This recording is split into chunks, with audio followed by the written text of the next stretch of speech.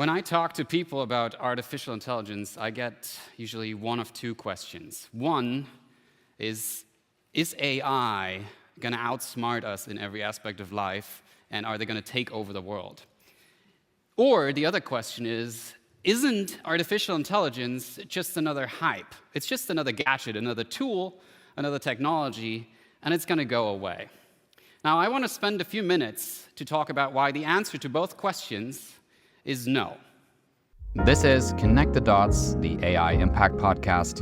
I'm Christoph Burkhardt. Welcome to the show. Now, there are two things about human intelligence. One, it's very social.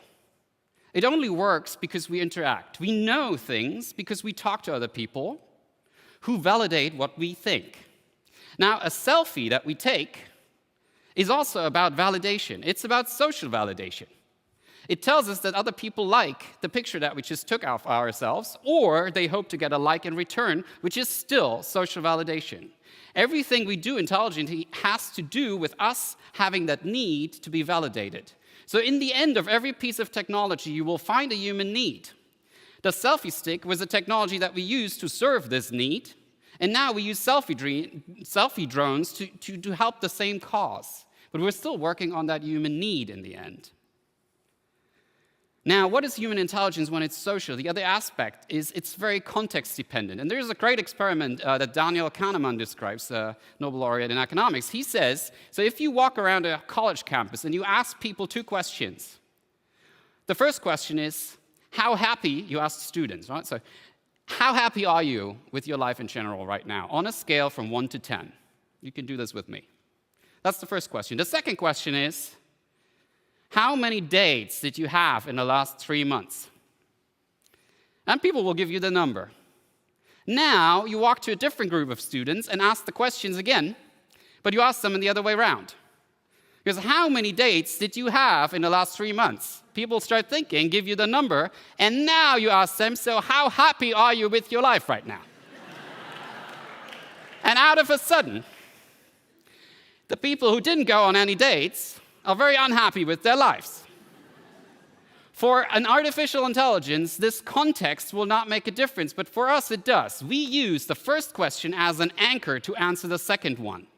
For my Alexa, it won't matter in which order I ask these questions, but humans use shortcuts. So our intelligence is context dependent, but at the same time, it works across contexts. Artificial intelligence still and will for the foreseeable future just work in one context. It's made for one thing. So Alexa is great at processing human language, but she will be very bad at driving a car. We, with our brains, have to do both. And to deal with this massive amount of information, we have to use shortcuts. So we use context as a cue. Artificial intelligence tries to do that too.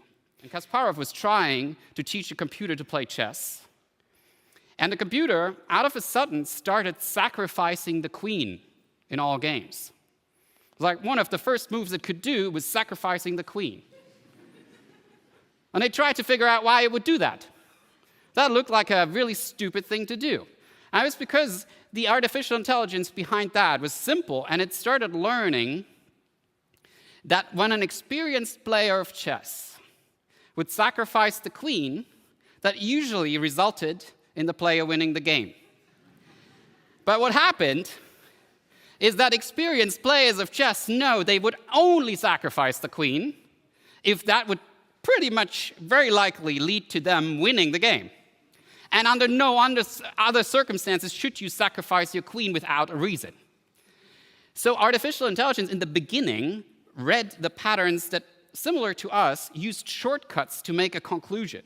Today, we have them in forms that use deep learning mechanisms that are more complex, and they're much better at trying to figure out what an if situation is, and then what the then situation should look like. So the if part became way more complex. They are able to deal with a lot more situations and constellations on chess. That's why they win at chess. And they win at much more complex games than chess.